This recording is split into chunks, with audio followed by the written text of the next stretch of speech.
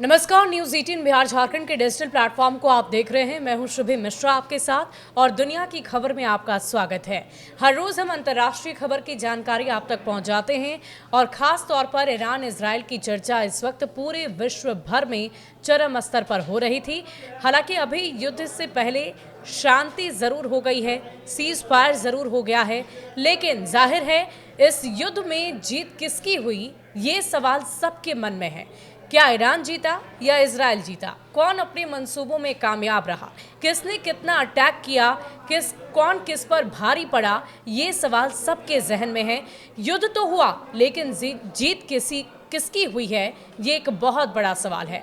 क्योंकि एक तरफ जहां आपने देखा भारत और पाकिस्तान के बीच जब युद्ध हुआ, ऑपरेशन सिंदूर हुआ, तो पाकिस्तान ने भी दावे किए और ये कहा कि हमारी जीत हुई है। लेकिन इन सब के बीच स्पष्ट तौर पर जब तस्वीरें सामने आई तो भारत की जीत नजर आई। लेकिन इन सब के बीच अभी ईरान इजराइल की भी जब हम चर्चा करते हैं तो ईरान और इजराइल दोनों ही अपने अपने दावे कर रहा है कि जीत हमारी हुई है, हम ज्यादा सशक्त हैं, हम ज्यादा मजबूत हैं। और इन्हीं सवालों का जवाब देने के लिए आज इस पॉडकास्ट में हमारे साथ जुड़ेंगे हमारे वरिष्ठ सहयोगी नीलेश जी, जिनसे हम बातचीत करेंगे और जानेंगे कि वास्तव में आखिर जीत किस देश की हुई है। नीलेश जी, हमारे दर्शकों को ये बताइए कि आखिर ईरान और इजराइल में भले ही अभी सीज फायर हो गया हो, लेकिन इससे पहले जब युद्ध की स्थिति थी, किसने कितना वार किया, किसने कितना पलटवार किया और जीत किसकी हुई है? जी, आप सही कह रही हैं शुभी। ये सवाल हर कोई पूछ रहा है कि आखिर ईरान और इजराइल युद्ध का विजेता कौन है। जब 12 जून को इजराइल ने ईरान पर अटैक किया था, उसके बाद अमेरिका की ओर से भी लगातार बमबारी हुई थी।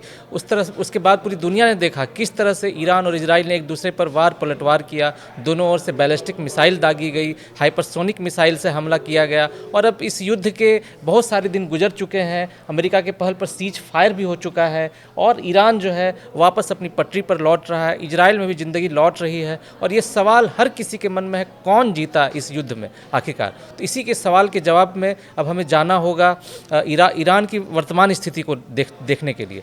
तो जो वर्तमान स्थिति है ईरान में, वो फ़िलहाल जो है शांति है। वहाँ पर ईरान के जो सुप्रीम कमांडर हैं, कहा गया था वो छिपे हुए हैं, वो भी सामने आ गए हैं।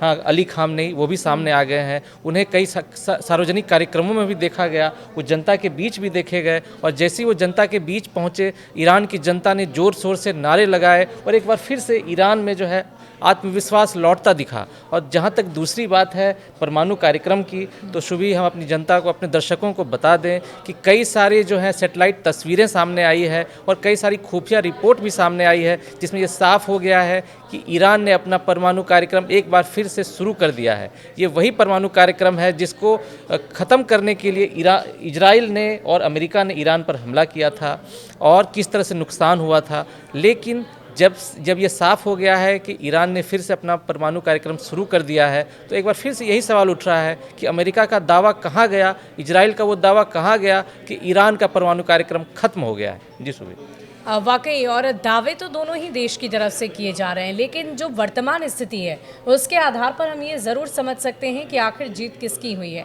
कौन कितना बेहतर ढंग से वापस अपनी जीवन शैली में लौट रहा है, ये भी देखने वाली बात है। और साथ ही साथ ईरान और इजराइल की तरफ से जो विमानों से अटैक किया गया, किसके कितने विमान ध्वस्त हुए, कितने फाइटर जेट किसके ध्वस्त हुए, क्या ये भी एक आधार हो सकता है उनकी जीत तय करने के लिए? हाँ, आप सही कह रही हैं शुभी। जो संयुक्त राष्ट्र की रिपोर्ट सामने आई, जो ईरान और इजराइल के बीच जो युद्ध हुआ था, उसका संयुक्त राष्ट्र ने एक रिपोर्ट जारी की थी और उसमें ये सामने आया था कि इस युद्ध में करीब 1000 से ज़्यादा लोग मारे गए हैं और बहुत सारा नुकसान हुआ है। जो 1000 लोग मारे गए उसमें से 800 से ज़्यादा लोग ईरान में मारे गए थे और ईरान के 8 से ज़्यादा परमाणु ठिकानों पर B-2 जो बॉम्बर है उसने हमला किया था और अमेरिका ने उससे तहस नहस करने का दावा किया था।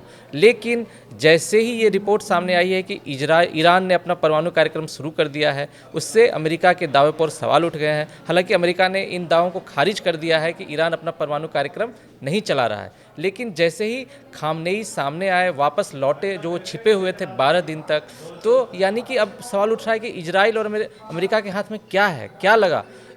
इस युद्ध का मकसद तो यही था कि उसका परमाणु कार्यक्रम खत्म करना, और साथ ही इजराइल ने यह भी कहा था कि वो अब अली खामनेई को भी खत्म कर देंगे। पूरी दुनिया ने देखा कि किस तरह से इजराइल ने चुन चुन कर ईरान के 11 से ज़्यादा परमाणु वैज्ञानिकों की हत्या कर दी, उसके कितने सारे टॉप कमांडर का जो है उनकी हत्या कर दी, किस तरह से मिसाइल से अटैक किया इजराइल ने।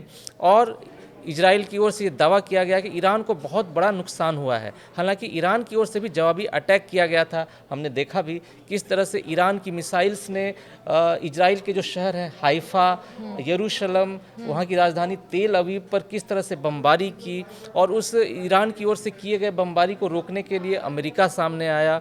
उसके बाद फिर जो बाकी और देश हैं, कतर, सऊदी अरब, उनकी ओर से भी मदद मिली, तभी जाकर के इजराइल बच सका ईरान के हमलों में।